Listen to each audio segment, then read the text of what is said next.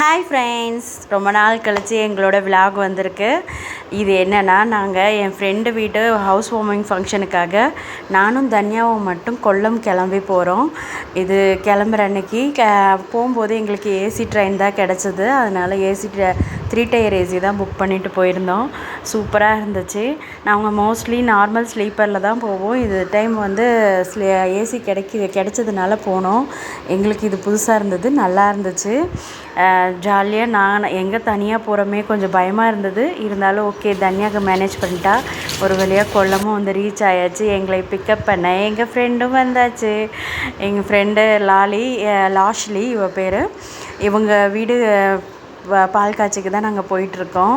என்னை விட என் ஃப்ரெண்டு இவளுக்கு தாங்க ரொம்ப க்ளோஸு. 2 பேரும் பாருங்கள் எப்படி ஜோடி போட்டுட்டு போகிறாங்க. அவங்க வீட்டுக்கு போய் கொஞ்சம் ஃப்ரெஷ்அப் ஆகிட்டு அவங்க வீடு கட்டியிருந்தது அந்த இடத்துக்கு கூட்டிகிட்டு போயிட்டு இருந்தா.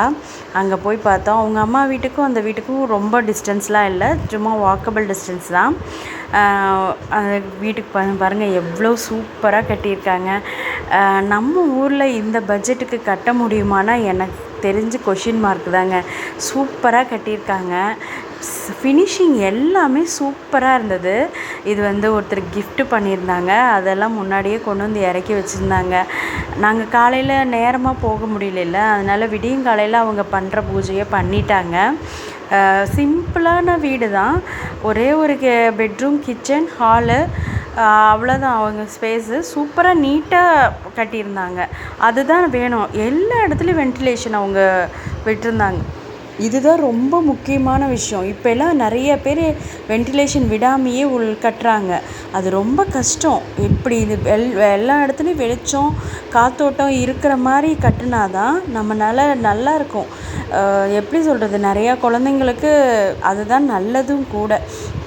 பின்னாடி பின்பக்கம் கதவு வச்சுருக்காங்க. அங்கே வந்து இன்னும் பாத்ரூம்லாம் கட்டணும்னு சொல்லிகிட்டு இருந்தாங்க. இன்னும் நிறையா கொஞ்சம் வேலை இருக்குது. ஜஸ்ட்டு உள்ளே மட்டும் ரெடி பண்ணிவிட்டு இப்போதைக்கு ஃபங்க்ஷன் வச்சுக்கலான்னு வச்சுருக்காங்க. சூப்பராக பண்ணியிருந்தாங்க. நான்லாம் ரொம்ப இதாக இருந்தது. இதுக்கப்புறம் மதியானம் ஃபங்க்ஷனுன்னு சொல்லியிருந்தாங்க. அதுக்காக நானும் தன்யாவும் ரெடி ஆகிட்டோம். இப்போ நாங்கள் ஸ்டே பண்ணியிருக்கிறது அவங்க அம்மா வீடு தான்.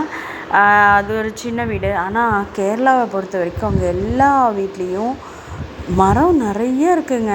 மாமரம், தென்னை மரம், பலாமரம் கூட நிறையா பேர்த்து வீட்டில் இருக்குது. சூப்பராக இருக்குது. எனக்கு அந்த விஷயம் ரொம்ப ரொம்ப பிடிச்சிருக்கு. நம்மலாம் நிறைய பேர் மரம் வைக்கிறதில்ல, ஒரு இயற்கையான காத்தோட்டத்தை எதிர்பார்க்குறதே இல்லை. போயிட்டு அங்கே ஃபங்க்ஷனை பார்த்துட்டு வந்துட்டு நான் வந்து அவளுக்கு சிம்பிளாக இந்த மாதிரி ஹேண்ட்பேக் தாங்க கிஃப்ட்டு வாங்கியிருந்தேன். அவளுக்கு என்ன தேவைப்படுதுன்னு கேட்டால் அவள் எதுவுமே சொல்ல, நீ வந்தால் போதும் அப்படின்னு சொல்லிட்டா. எனக்கு சும்மா போகிறதுக்கு மனசு இல்லை. அதனால் அவளுக்கு சரி, அவளுக்கு இது யூஸ் ஆகுதானே செய்யும் அப்படின்னு சொல்லிட்டு அவளுக்கு ஒரு சின்ன ஹேண்ட்பேக் வாங்கிட்டு போயிருந்தேன். இது ஈவினிங் பாருங்கள், வீடு நீட்டாக இருக்குது. அங்கெல்லாம் கிரகப்பிரவேசம்னா மார்னிங்லேருந்து நைட்டு வரைக்குமே கெஸ்ட்டு வந்துக்கிட்டே இருக்காங்க. சூப்பராக எல்லாருமே வராங்க நிறையா. எனக்கு அதெல்லாம் ரொம்ப பிடிச்சிருக்கு.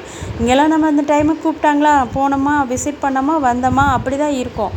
அங்கே எனக்கு அந்த விஷயம் ரொம்பவே பிடிச்சிருந்தது. நல்லா இருக்குது. வீடு சூப்பராக இருக்குது. தனியா உள்ளே எல்லாம் காமிக்கிறம்மான்னு வீடியோ எடுத்துகிட்ருக்கா. ஒரே ஒரு பாத்ரூம் தான் இப்போதைக்கு உள்ளே வச்சுருக்காங்க. இன்னும் வெளியே ஒரு பாத்ரூம். அந்த ஊரில் இன்னொரு விஷயம் என்னென்னா, ஒவ்வொரு வீட்டுக்கும் கிணறு வைக்கிறாங்க. கிணறு நோண்டியே ஆவாங்க. அவங்களுக்கு தண்ணி வசதியே கிணறு தான். இங்கே மாதிரிலாம் நம்ம போர் போட்டு யூஸ் பண்ணுற மாதிரிலாம் அங்கே எதுவுமே கிடையாது. அவங்க வந்து கிணறு நோண்டி அதிலேருந்து தண்ணி தான் எடுத்து டேங்க்குக்கு ஏற்றிக்கிறாங்க. சூப்பராக இருந்தது. தன்யாவோட என்ஜாய்மெண்ட்டே அந்த கிணறுல தான் இருந்தது. அவங்க அம்மா இருந்த வீட்டில் ஒரு கிணறு இருந்தது.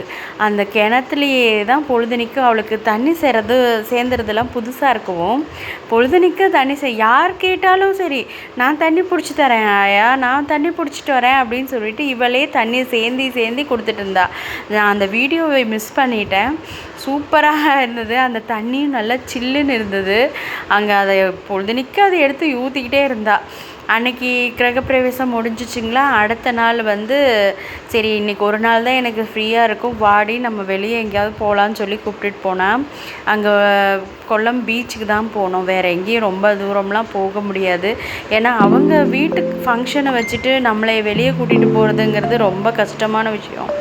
அப்படி இருந்துமே நம்மளை எங்கேயாவது கூட்டிகிட்டு போகணுன்ற அவளோட தாட்டுக்காகவே சரி போகலான்னு போனோம். கொல்லம் பீச்சு, அங்கே ஒரு பார்க்கு இருந்தது, அதில் வந்து இந்த கேம்ஸ்லாம் இருந்தது. அங்கெல்லாம் போய் தான் கொஞ்சம் என்ஜாய் பண்ணிட்டு வந்தோம்.